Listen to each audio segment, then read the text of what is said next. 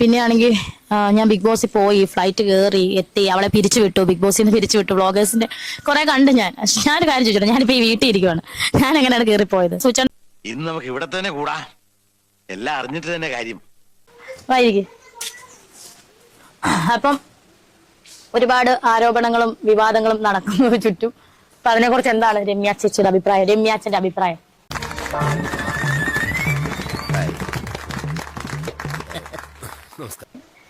ഞാൻ ഒറ്റയ്ക്ക് നിന്ന് പോരാടുകയാണ്, അറിയാലോ. എന്റെ ഫാമിലിയും എന്റെ മക്കളും മാത്രമേ ഉള്ളൂ എനിക്ക്. പിന്നെ കൊല്ലത്തെ വീട്ടിലെ ആൾക്കാരും സപ്പോർട്ടാണ് സുചാന്റെ. ഒറ്റയ്ക്ക് വഴിവെട്ടി വന്നവനാണ് ഞാൻ. ഒറ്റയ്ക്ക് വന്നവരെ കളിയാക്കുന്നുള്ള പാട്ടികളെ. വിവാദങ്ങളെ പറ്റി എന്താണ് ചേച്ചിക്ക് പറയാനുള്ളത്? സത്യം മാത്രമേ പറയാവൂ.